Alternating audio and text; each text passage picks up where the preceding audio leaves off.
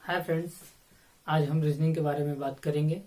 और रीजनिंग को स्टार्ट करने से पहले सबसे पहले हम इसके सिलेबस को समझेंगे कि रीजनिंग का सिलेबस क्या है, रीजनिंग के अंतर्गत कौन कौन से टॉपिक्स को हमें पढ़ने हैं, किस पे ज़्यादा फोकस करना है, किसको लाइटली लेना है। ये सारी बातें हम आज इस वीडियो में समझेंगे। दोस्तों, रीजनिंग काफ़ी इम्पोर्टेंट रोल प्ले करता है हमारे किसी भी कम्पिटिटिव एग्ज़ाम में, और चाहे वो एग्ज़ाम रेलवे का हो, आर्मी का हो, डिफेंस का हो, या एसएससी का हो, बैंकिंग का हो, या फिर और भी बहुत सारे एग्जाम्स हैं। स्टेट लेवल हो, सेंट्रल लेवल हो, किसी भी लेवल का एग्जाम हो, आपका रीजनिंग काफ़ी इंपॉर्टेंट रोल प्ले करता है उसमें। अगर आपका रीजनिंग अच्छा है तो आप अच्छे मार्क्स गेन कर सकते हैं बहुत ही कम समय में। तो दोस्तों, आज हम समझेंगे इस रीजनिंग में कि रीजनिंग में कौन कौन से टॉपिक्स को हमें कवर करने होते हैं, स्पेशली एसएससी और बैंकिंग में। देखिए दोस्तों, हम स्टार्ट करते हैं। पहला टॉपिक है आपका ब्लड रिलेशन का। ब्लड रिलेशन मतलब रक्त संबंध। देखिए यहाँ पे ब्लड रिलेशन, इसमें कम से कम 2 क्वेश्चन आपका एसएससी पूछता है आपसे, और 5 क्वेश्चन जो है वो बैंक पूछ लेता है। यानी कि ये बहुत ही इंपॉर्टेंट टॉपिक है ब्लड रिलेशन का। ठीक है, इसमें कम से कम 5 क्वेश्चन जो है लगभग बैंकिंग पूछता है हमेशा। मान के चलिए ये बैंक हमेशा पूछता है 5 क्वेश्चन, लेकिन एसएससी 1 से 2 क्वेश्चन लगभग पूछ लेता है। दूसरा टॉपिक है आपका कैलेंडर। कैलेंडर से क्वेश्चंस आते हैं एसएससी में, और ये कैलेंडर जो है सिर्फ एसएससी में ही पूछा जाता है, न कि बैंक में। बैंक आपसे कैलेंडर के क्वेश्चंस नहीं पूछती। और क्लॉक यानी कि घड़ी, ये भी बैंकिंग में नहीं आता है। नॉर्मली ये एसएससी में ही पूछा जाता है, और इससे कम से कम 1 से 2 क्वेश्चंस रहते हैं एसएससी के अंदर।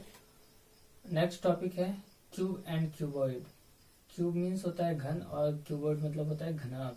ठीक है, घन और घनाभ से आपका लगभग 1 क्वेश्चन होता है एसएससी में। एसएससी आपसे क्वेश्चन 1 पूछ ही लेता है लगभग क्यूब एंड क्यूबॉइड से, घन और घनाभ से। और अगला टॉपिक है आपका counting of figures. Counting of figures मतलब होता है चित्रों की गणना करना। यानी कि मान लीजिए कई तरह के फिगर होते हैं, जैसे मान लीजिए यही एक ट्रायंगल है, इस तरीके का ट्रायंगल बन गया। अब इसमें पूछ देगा कि बताइए कि टोटल कितने ट्रायंगल हैं, 1 2 3 4, ऐसे मतलब गिन करके आपको बताना होता है। उसी को कहते हैं काउंटिंग ऑफ फिगर्स। ठीक है, यानी कि चित्रों की गणना करना। इसमें कई टाइप्स होते हैं, वो जब हम इस टॉपिक को पढ़ाएंगे उस समय डिस्कस किया जाएगा। नेक्स्ट टॉपिक है डाइस। डाइस का मतलब होता है पासा। आप लोगों ने देखा होगा, जब भी लूडो आपने खेला होगा तो देखा होगा उसमें एक पासा होता है जिसकी 6 सतहें होती हैं, वही ये डाइस चैप्टर है। और इससे क्वेश्चंस आपके 1 से 2 क्वेश्चंस पूछ लिए जाते हैं। किसमें? एसएससी में। ठीक है, और भी बहुत सारे छोटे मोटे एग्जाम्स में भी इसके क्वेश्चन पूछे जाते हैं, लेकिन स्पेशली मैं बैंक की बात कर रहा हूँ, तो बैंक में ये क्वेश्चन इससे नहीं आते। बैंक डाइस से क्वेश्चंस नहीं बनाता। मतलब मैक्सिमम केसेस में देखा गया है कि डाइस से क्वेश्चन नहीं आते बैंकिंग में। और नेक्स्ट टॉपिक है आपका डायरेक्शन से आपके क्वेश्चंस बहुत सारे आते हैं। डायरेक्शन से जो है बहुत सारे क्वेश्चंस आते हैं। देखिए, एसएससी भी पूछता है और बैंक भी पूछता है डायरेक्शन से क्वेश्चन। डायरेक्शन का मतलब होता है दिशा से संबंधित प्रश्न होते हैं डायरेक्शन में। और 2 क्वेश्चन लगभग एसएससी पूछता है आपसे, और लगभग 5 क्वेश्चंस आपसे बैंक पूछता है डायरेक्शन से।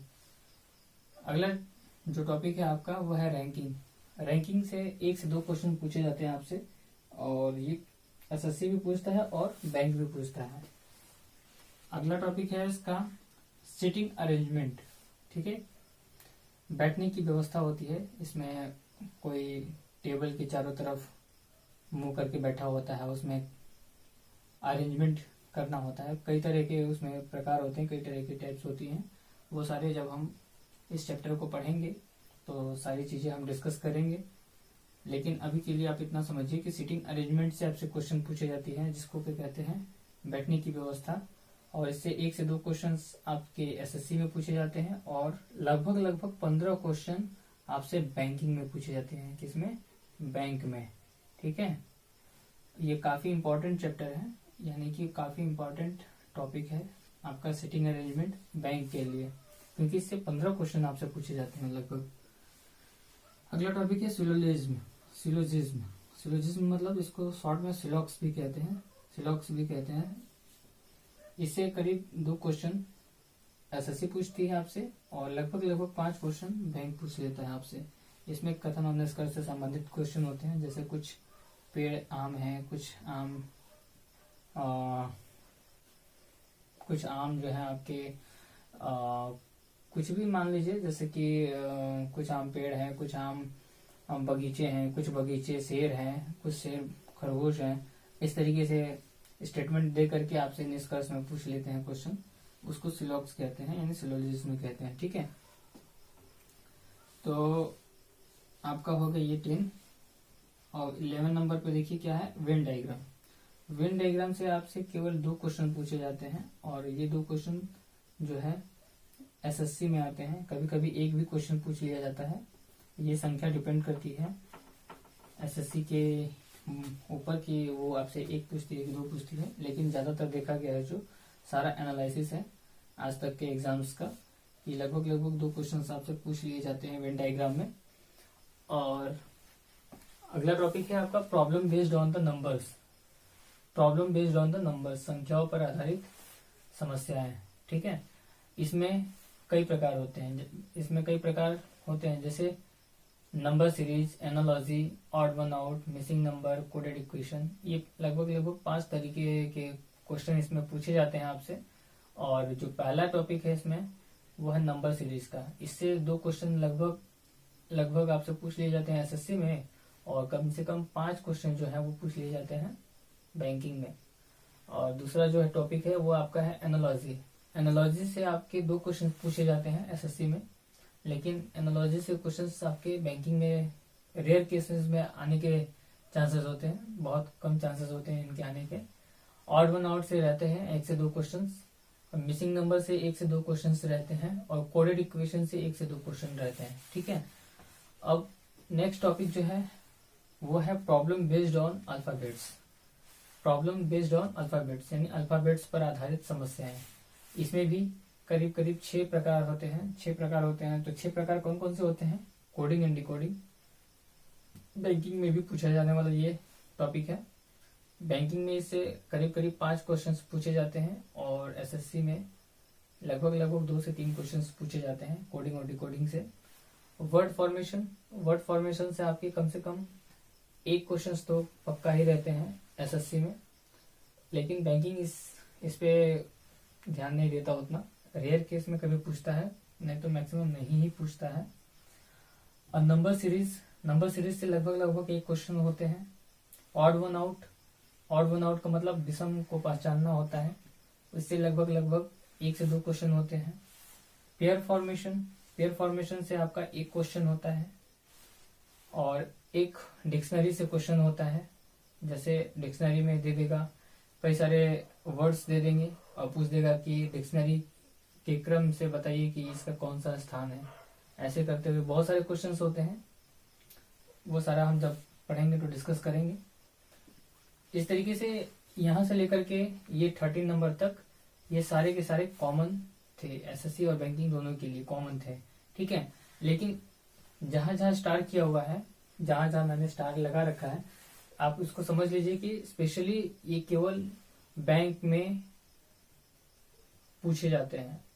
अब देखिए इसमें क्या है, एसएससी जो है नॉन वर्बल रीजनिंग भी पूछता है। इतना तो पूछता है, यहाँ से लेकर के यहाँ तक तो पूछता ही है, साथ ही साथ वो नॉन वर्बल रीजनिंग भी पूछता है। नॉन वर्बल रीजनिंग में देखिए क्या क्या आते हैं। नॉन वर्बल रीजनिंग में आपका जो है मैट्रिक्स है।